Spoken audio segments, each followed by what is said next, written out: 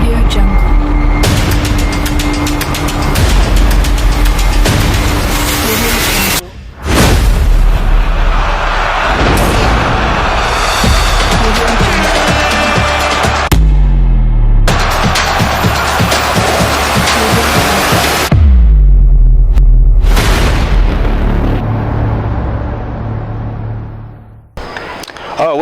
Welcome to Axis Media Pre-match analysis. Of course, Arsenal are right now waiting to play against Everton, and I have got here the individuals who are analysts for this sporting activity. My name is Fabian Ochieng, and let's get to understand them.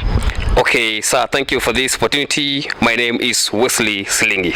Flosel Wiraga. Timothy Mutuku. Well, maybe just to start with the Timothy Mutuku, the performance of the current form of Arsenal, maybe just to tell us the current form of Arsenal at the moment. According to me, Arsenal have been performing good. According to their striking and even their midfield, there has been a good coordination from the goalkeeper David Raya. Even we have the great players like Saka. Yeah, well, if I get back now to the next, you look at the performance of Arsenal this season. Actually, they've been doing a commendable job with strong defense, with a good midfield, and as well a good finishing. What's your take? Yeah, on my opinion, at the midfield, I see Odegaard is performing well. Looking at the defenders, Saliba connecting very well with Magalhaes. Yeah. And now to set it back now to Everton. Everton as well have been also showing some interest, and this season actually they've made it at a good position. The fact that they have experienced point deduction, and maybe to tell us on their form this season. Okay, well, for me on my side, I can see Everton that have done a marvelous job. They have outshined the English Premier League teams. They have proven it, they can make it. This comes after they have been deducted their points. We have seen their performance, especially by the Pickford goalkeeper, who told them that they will never be relegated. So he put it in his all effort to make sure that Everton remain in the top leagues, that is the EPL.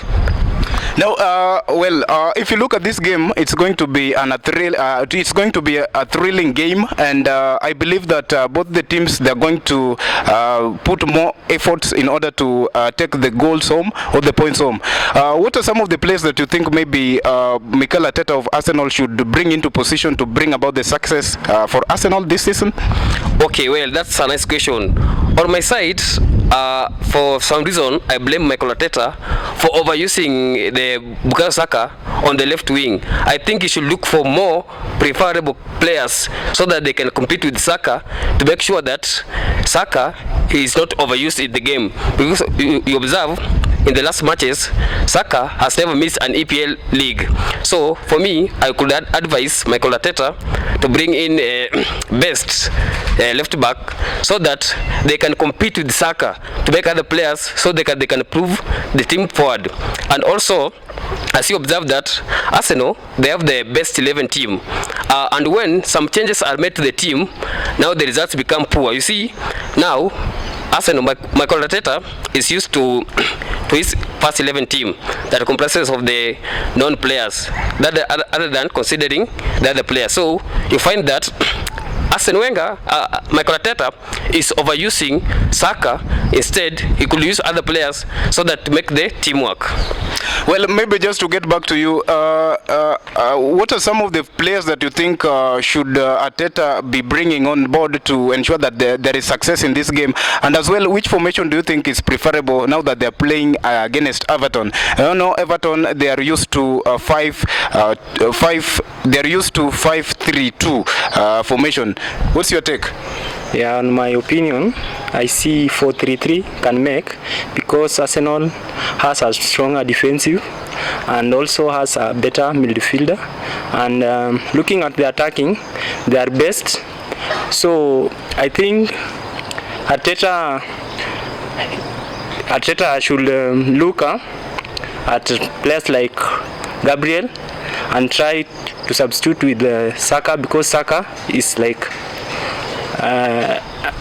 he has overworked so much in his matches. Well, still back again. What do you think some of the key players that Arteta should bring to this game to take the points home?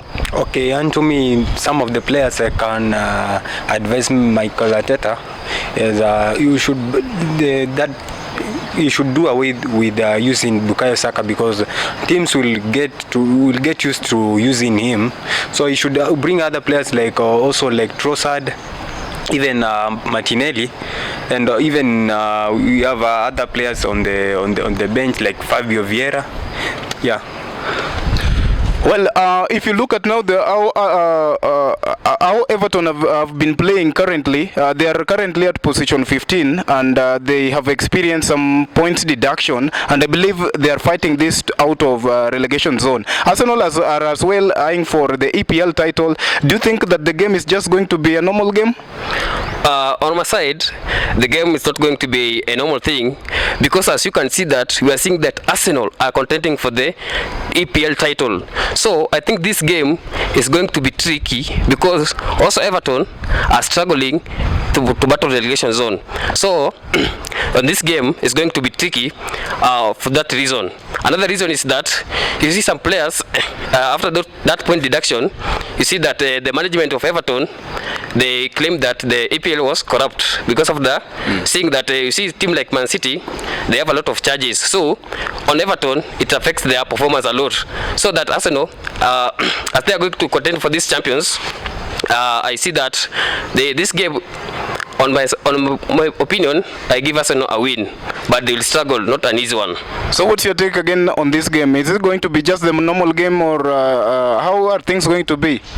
On my opinion, I see this game could be very difficult, because Arsenal is eyeing to carry a league, and then Everton is struggling to get out of from number 15 because of the EFL points deduction.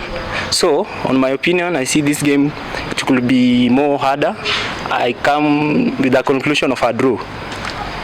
Okay, and on my side, I can say it's not an easy game for us. You can even consider Everton have key players like Tarkowski in the defense. We have Pickford in the goalkeeper. We have Onana in the midfield, and we have also Calvert-Lewin and even McNeil in the wing. So even on the side of Everton, they have a great squad, and they have the ability to prove that they can even beat Arsenal.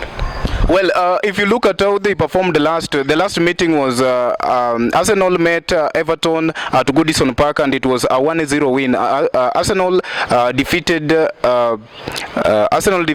Everton at Goodison Park, and right now they are meeting at Emirates Stadium. What's your prediction about this game? Do you think what's your prediction generally? Okay, well, last us when they met at the Goodison Park, we saw that they fumbled to play at the Goodison Park despite they were in good form. So at Emirates, I'm going to see that since Arsenal, we are seeing they are focusing on the title. So that Emirates is like a hell to Everton. I think players like since Saka is going to miss the game, I see some players like Gabriel Martinelli, Gabriel Jesus going to shine in that game. As you can see also, Julian Timber is back, so the defense is going to take the form. So in this form, I think Arsenal will smash Everton around 2-0 goals there. Remember, they are still at Emirates Stadium. What's your take? Yeah, my take is that Everton is a tough team, considering it's on the first leg it beat Chelsea 2-0, and they were deducted point. At that point they were more of desperate. So on my opinion, I see that they can try their best, because Arsenal are missing Saka. Yeah, so they can try their best and go for a draw. Okay. What's your take last? Okay, on my take, you can even Arsenal is a team that will press much on the game at least, and they will dominate the ball. They'll dominate even the possession. And if you check on the side of Everton, they'll rely mostly on the counter attacks. So you'll bear with me that you'll witness throughout the game that you'll find that Everton will be mostly defending. So on the side of Arsenal, if Arsenal will penetrate to get a goal, maybe 2 or 1, and so to me it might be a draw or a win for Arsenal.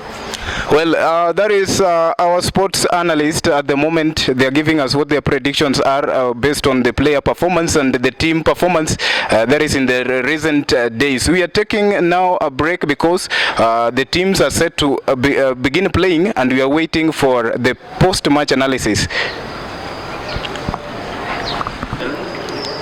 Well, welcome to the post-match analysis. The games are now done with Arsenal leading in a 2-0.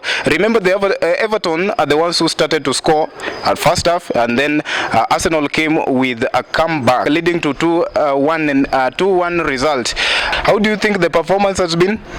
Yeah, on my opinion, Arsenal, I knew it will be a bad game.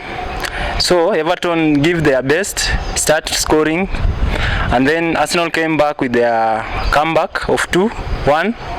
So Everton tried their best. They wanted at least to finish number 15 or 14, and Arsenal was trying their best. Looking at Manchester City was also struggling with their opponents. So they thought that if they win, they could carry their league. So they give in their best to win 2-1 to Everton. Okay, the fact that Everton are the ones who started now to score in first half, and then a comeback from Arsenal leading to 2-1 win. What are some of maybe the common mistakes that you think that Everton did to make them now to lose the game? Okay, to some point I can say a team to defend for a team like Arsenal who have very key players, the likes of Saka, the likes of Trossard, and others. And Arsenal, Everton, they could have managed at least to defend more, at least, and but you don't have to defend one goal. At least you try even to push, to press the opponent. At least you get another cushion of another goal. At least you can manage to get the 3 points. Yeah.